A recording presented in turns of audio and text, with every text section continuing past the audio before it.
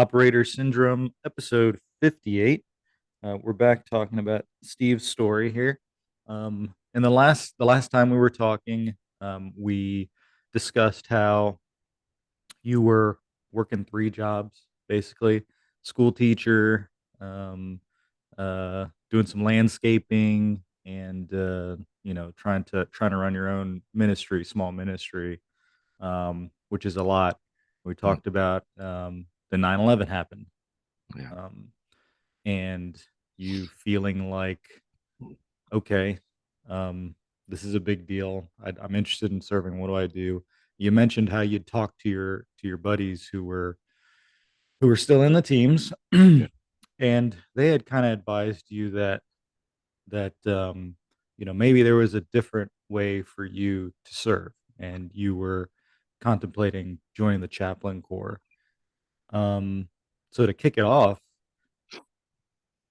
was that conversation sort of all it took to be like, hey, you know what, I am ready to go back in, I am ready to do it? Or were there any other ideas or thoughts that drove you towards that?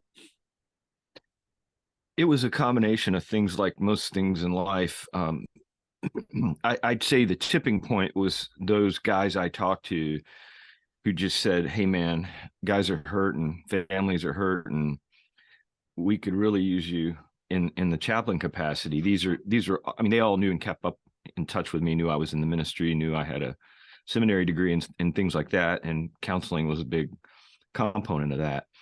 Um, Also, too, I did need some income because I was going into a full time PhD program at University of Louisville, and so as a PhD student, I couldn't do a whole lot. I certainly couldn't work three jobs anymore. Um, Mm-hmm. so to supplement I mean, to just bring in some income, I thought the reserves made a lot of sense because, I didn't have a ton of time to give to it.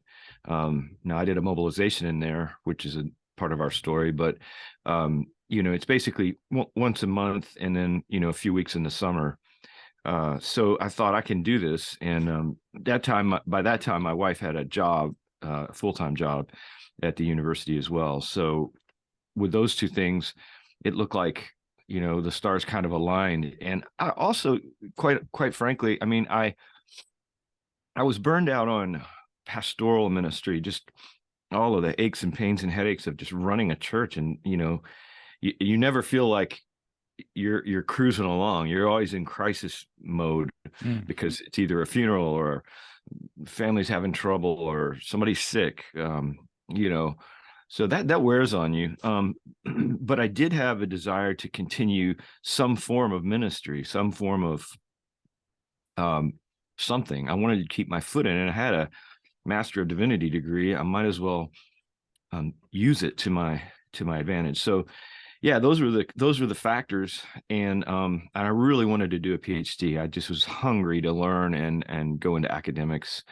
So all of that, it kind of coalesced. I think the year 2007 was the year these discussions came about, and then I started the process, which is a long process to be a chaplain, which is really strange. Well, I mean, maybe it's strange, maybe it's not. It surprised me Mm. to jump through all those hoops. So I started that in '08.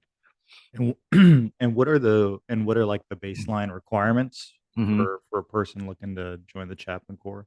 Yeah, yeah. That leaves a couple funny asides, but so the basic requirements are you must possess a Master of Divinity degree Okay. from a accredited seminary. Um, you have to, now I'm just talking about the Christian side of it. The Jewish side is similar for rabbis, to be an imam, a Muslim imam, similar credentials.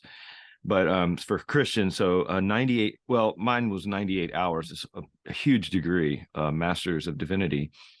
You had to be ordained by a recognized ecclesiastical body. So any of a number of denominations for Protestants. Of course, if you're Catholic, you're ordained by the Catholic Church. So I was, at the time, I was Southern Baptist. I've since changed denominations, but it didn't really matter. I just needed a what's called an ecclesiastical endorsement. So that's the third thing. So master's degree or ordination by a recognized denomination, and then an endorsement from that ecclesiastical establishment. And they have to write and say, okay, we are going to officially sponsor. His credentials are good, blah, blah, blah. Mm-hmm. And about a ton of letters of recommendation from uh, everything from seminary professors to clergy people in my denomination. And so then there's that. And then an interview process.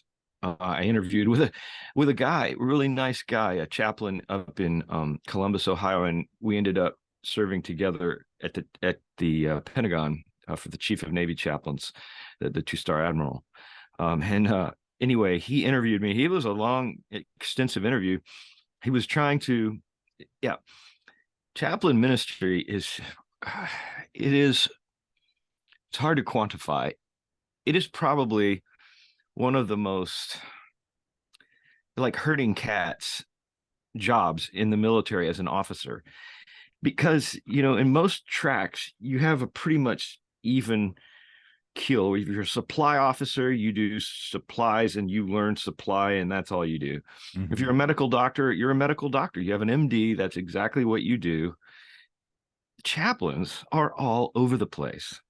Like, there's not only are there all different world religions of chaplains, right? Mm-hmm. Buddhist chaplains, there's not too many, but they're Catholic, they're Orthodox, there's Protestant chaplains.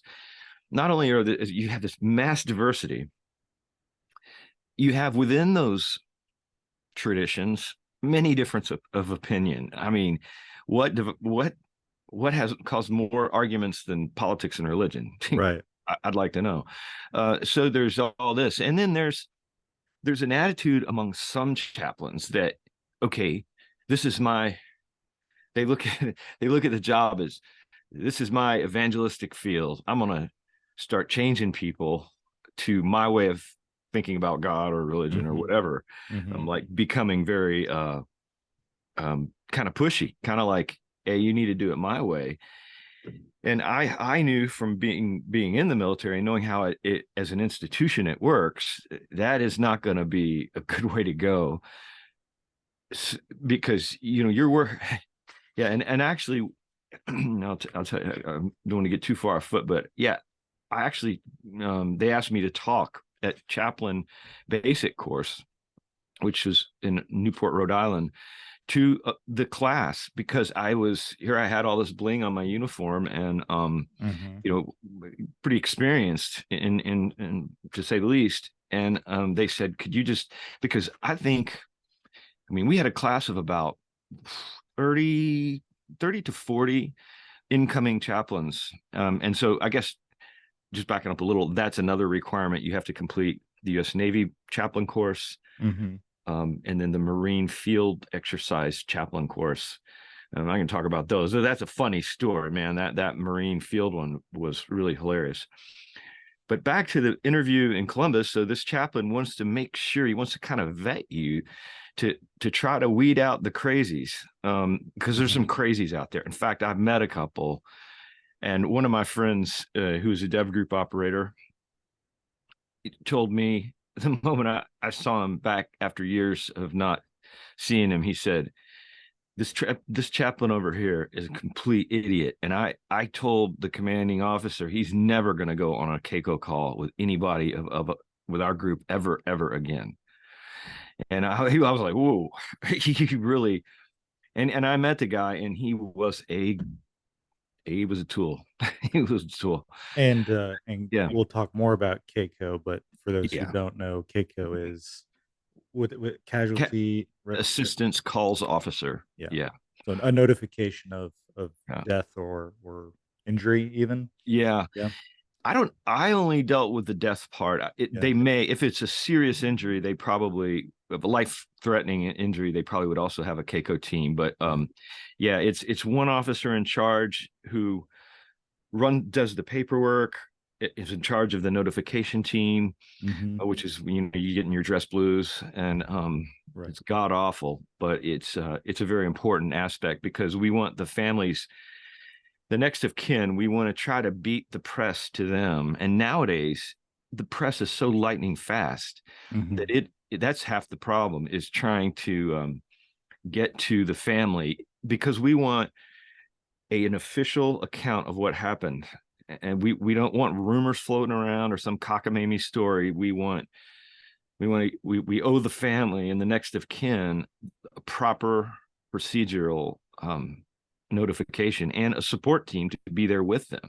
The Keiko team is usually made up of some of the peers of the soldier killed, and the Keiko officer that calls assistant, casualty assistance calls officer. Mm. So yeah, so that's one of the things we'll get into in the future. Sure. Yeah. So from the time you applied to when you found out you were accepted, how Mhm. long was that Yeah, about? it was months, because Months? not after my interview, then if I was accepted, all my paperwork goes to the chat.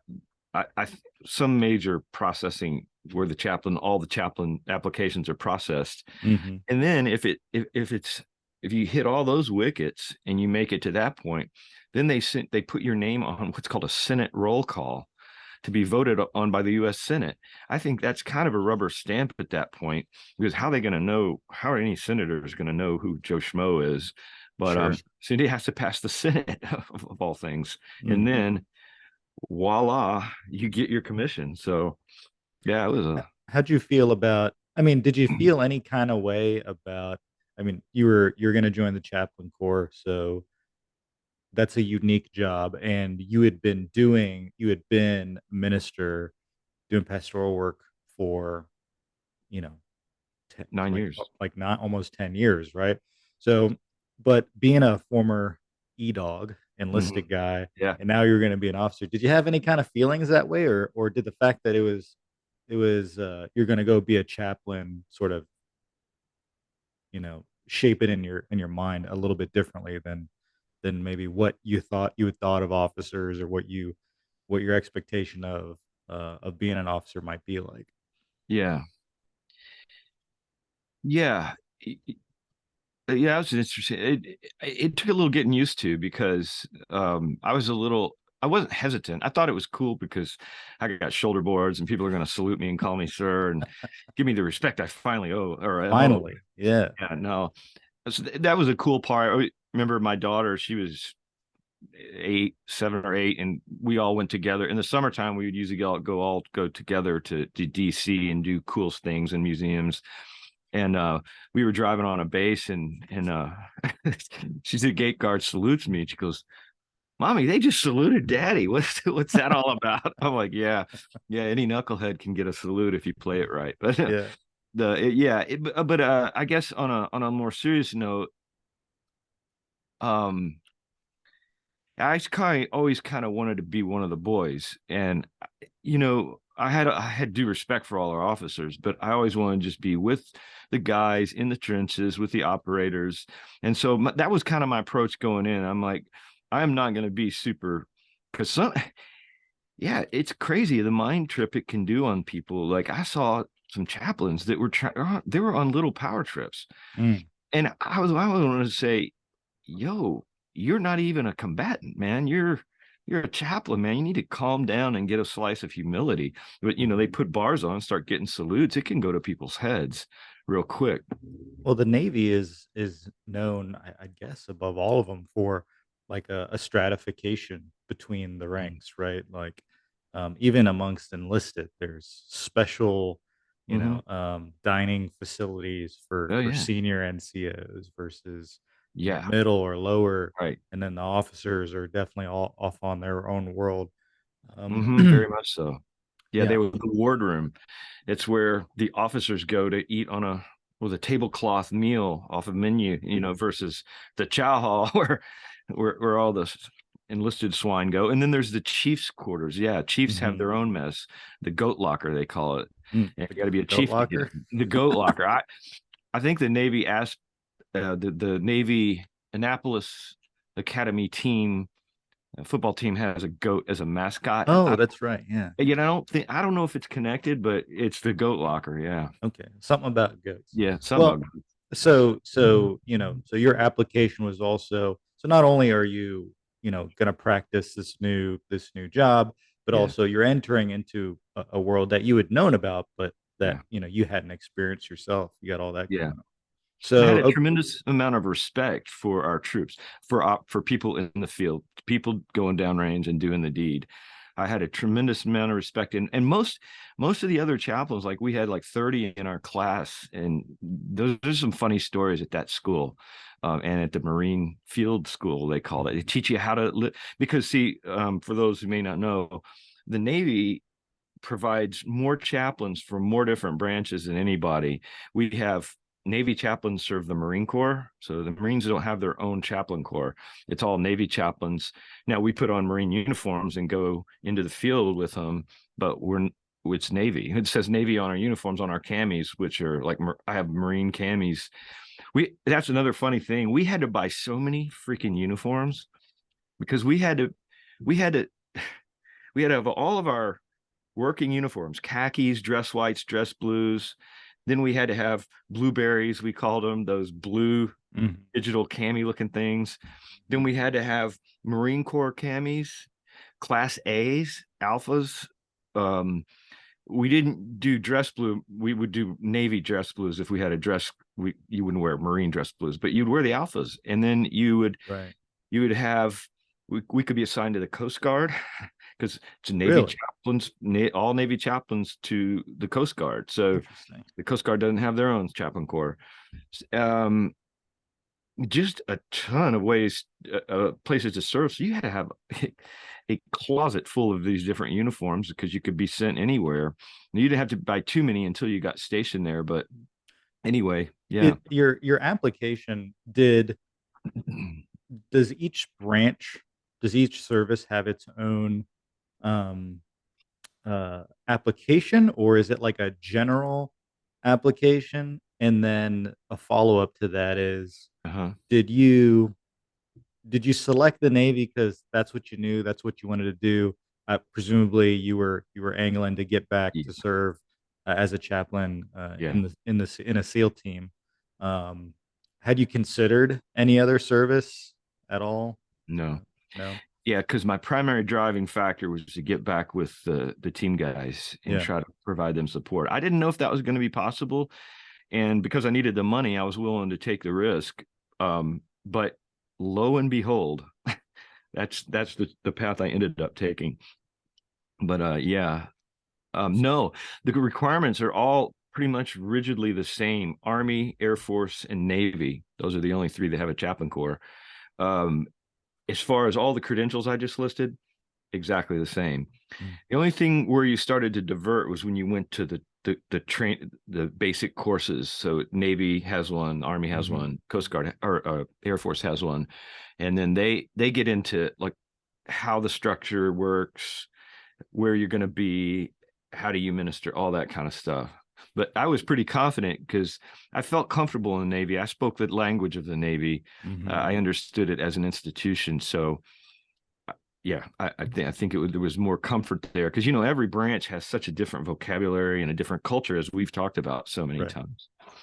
Yeah, So what's that initial training? So you get yeah, accepted, you buy yeah, the uniforms, you show up. Where do you show up? And what course are you going through to begin? What's your basic yeah. training, I guess, or whatever you call hmm there's actually three components. The first is ODS, Officer Development School. it? Okay. It's kind of like OCS for line officers. Okay. So a little de-jargonizing here.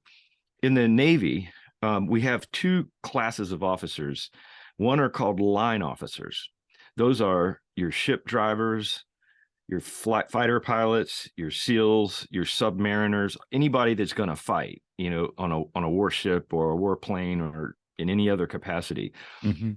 And a line officer is a line officer. They either get commissioned directly from the Naval Academy or through a ROTC, Officer Candidate Program. So the line officers are the fighters. And then you have the staff corps. The staff corps is doctors, nurses, supply people, chaplains, lawyers, the judge advocates, JAG. Hmm. I think there was a show called JAG. And so those are all of your specialists. Almost all of those categories require advanced degrees. Line officers come out of the academy or college and they go right into the military um, to do their job as a warfighter. So, yeah, so staff corps versus so ODS is Officer Development School. It's kind of like a boot camp for the staff corps. And so in my class, and it's just like boot camp. It's teaching you how to salute, how to say the Pledge of Allegiance, and all this. I'm joking around, but how to be in the military and Right. how to wear your uniform. I mean, everything. They didn't know. It was a bunch of, we called it soup sandwiches. I mean, and they're not and they're especially chaplains.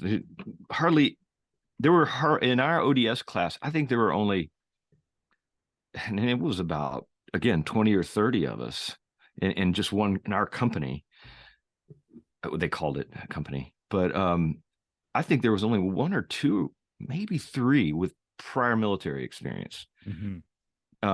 enlisted or otherwise. And what and correct me if I'm wrong, was it you would come in with an advanced rank as well?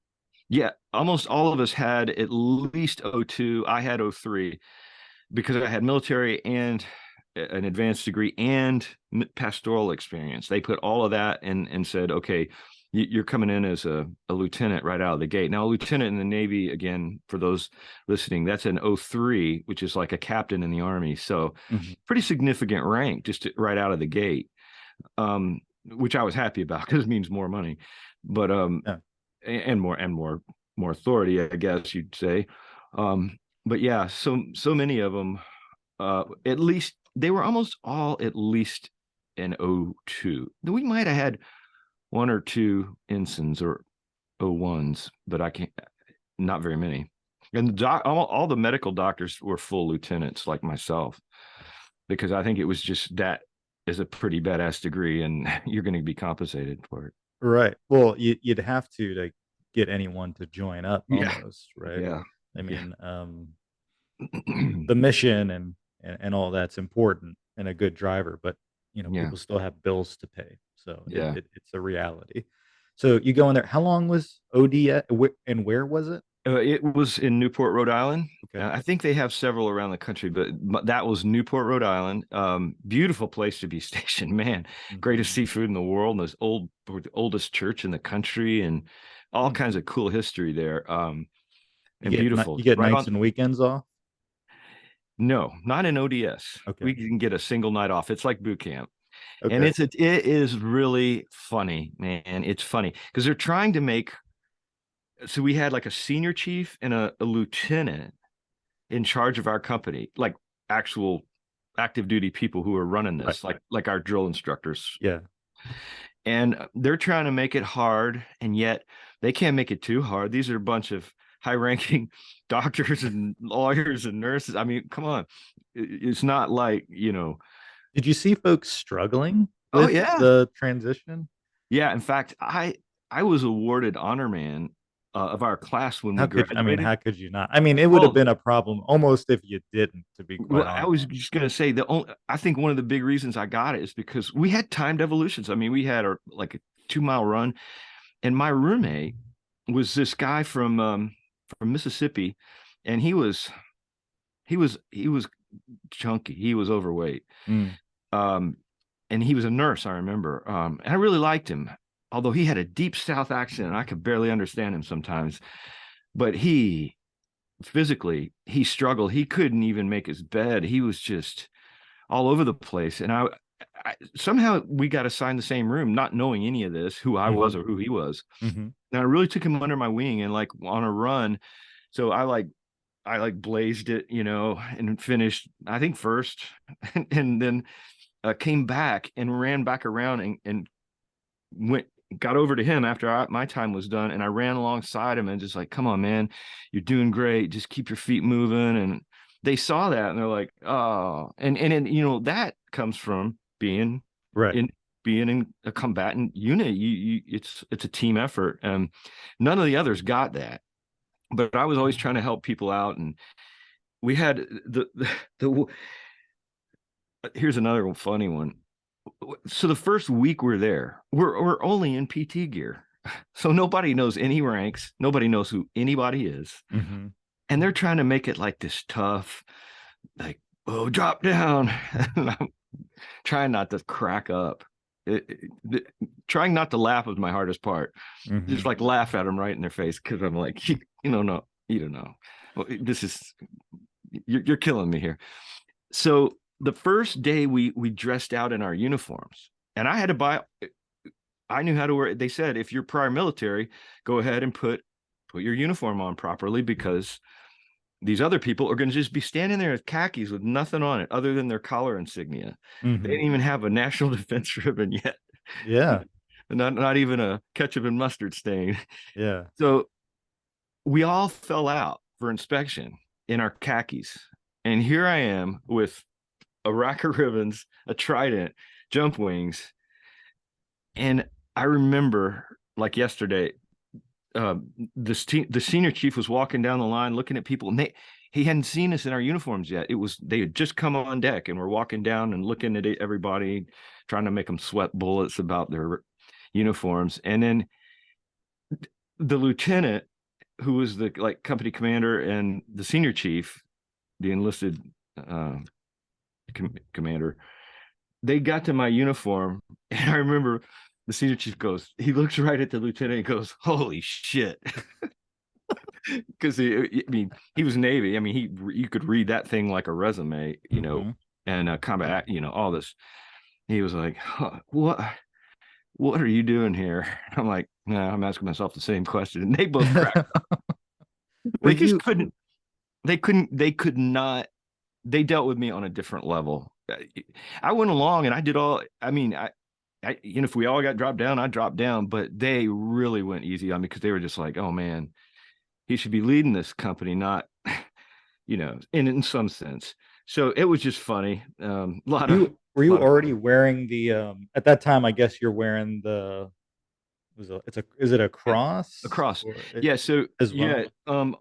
in a normal uniform for a line officer, you've got your rank on both sides of your collar and Mm-hmm. on khakis. So you've got lieutenant bars here and lieutenant bars here. Mm-hmm. For a staff corps, you've got lieutenant bars and then a cross, or lieutenant bars and a JAG insignia, or Mm-hmm. a caduceus, a medical staff badge. So yeah, Okay. the cross was here and my lieutenant bars. Yeah, So the whole story was so it's like you got a SEAL here who's done some stuff, yeah, and then you got the cross. Like that is a yeah, lot to process. yeah. That's what was really throwing me. Like, the medical doc chaplain, and I was the only chaplain. I've been told I was the only Navy chaplain former SEAL ever. Mhm. Now there was a former SEAL chaplain, but he was an Army chaplain. I think you and I Yeah, offline talked about when I talked was about a kid. that. My father was stationed in Germany. Yeah, I believe it was Germany. I remember we were at Easter service one day and there was some SEAL Army guy, and I yeah, didn't know what all the badges meant. My yeah. dad's like, "Hey, check out, see that big gold thing on that guy's class A's?" He's like, "That guy is a SEAL." I was like, "A SEAL?"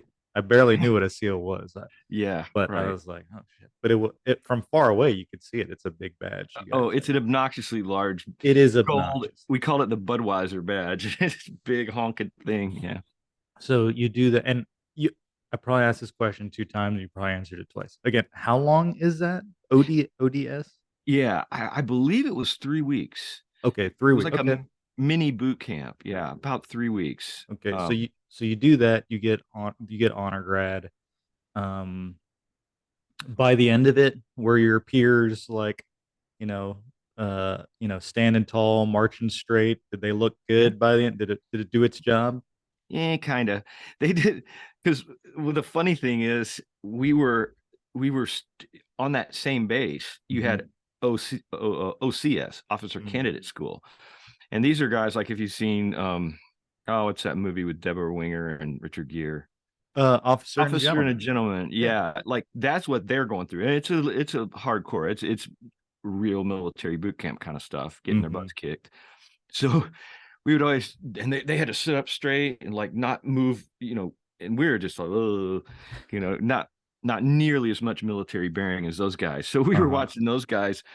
So our group looked nowhere near like marching or what. Some people still had two left feet and were, I don't know if they ever learned to march, but it's kind of just like, these guys have high degrees and they're going to be doing important jobs for the Navy, so they're not going to fail Yeah. and have to really screw up. One guy got kicked out. It was the last weekend before graduation. We got Liberty, Mm-hmm. and what does he do? Just goes completely berserk and gets drunk and gets in a fight. Dude. Yeah, I like, really, to be that Do you on that. remember do you remember what he was coming in for? I think I think he was a nurse practitioner or something. Oh, okay. I'm pretty sure. Most of Yeah. them were medical, either nurses or doctors. Yeah. I I don't get that. And then That they I don't assigned get. me to watch this guy while he was in this like disciplinary status. So Mm. they call me in there. I think that's another reason why you do stuff like that, and they give you honor man. They're like, Steve, don't let him out of your sight. You're going to take him to chow. He's confined to his quarters other than when you're with him. And I had to go around with him, and I even had to take him to in my car across to the base commissary or post PX. Yeah, It was also probably because whatever training you would be missing by babysitting this guy, they probably assumed you didn't need as yeah, well. So it's yeah, not yeah. just that Steve was the SEAL bodyguard slash Babysitter. but yeah, it's because they probably like, you can miss those classes. Exactly. Interesting. Yeah. Yeah. Can't hold it together from one weekend. That's a shame. It's a Couldn't believe it. I'm like, really? Yeah, um yeah, okay, so you said there were three things. So you do yeah. ODS. What's the next thing that you do? The next school, and it's about a month, is your actual chaplain basic course. Okay. So the And where medical, is that? that's there at Newport, Rhode Island on the same Okay. base. Now, not, yeah, I think the supply officers went to a school on that same base, but I can't remember about the medical people. I think they went on to a different training facility for training. Don't hold me to that, but I'm pretty sure. But I remember the supply school was there and the chaplain school was there. So yeah, that was your next step. And there you get into the nitty gritties of being an institutional minister, is the way I would put it, Mm-hmm. because you gotta, when they asked me to talk in front of the class, I mean, they're teaching us about the Navy, they're teaching us about the Marine Corps, and they're teaching us, spiritual direction, and how one of the things about the chaplaincy that is really, I think, cool, and I hope they always abide by it, is we're the only officer in the military, Army, Air Force, and Navy that have 100% confidentiality. If somebody confesses something, it's looked at as a sacred space, and I think it should be. So even if a crime was committed, we could not divulge that. We could Hmm. we could use any kind of advice to try to tell the soldier sailor, you might need to seek legal counsel and come out with this, but we couldn't do it, and we couldn't say anything. In Hmm. fact, the when I worked at yeah, the admiral came in for like a 1 day. Hey, I'm the chief of Navy chaplains. So that's as high as you get in the chaplain corps, and it's a two-star admiral. And he said, one of the reasons I came down here was to tell you all, confidentiality is something we take super serious. And he said, um, even if you were involved in a court martial, I would come myself to testify that you are not able to, if you were called on to take a stand, you could not testify in any way specifically. All you could say is, I met with this soldier sailor this many times. It was Mm-hmm. very formulaic, but there was no getting into stuff like that. I thought that was so cool. I sometimes worried that soldiers and sailors who were in kind of trouble or could have committed a crime wouldn't trust us. like, oh, you're saying this is sacred space, but this is still the military. Mm-hmm. And it was like, no, it really was the case. No other officer could do that. Medical, JAG, nobody. They would have to report it to the chain of command. Mm.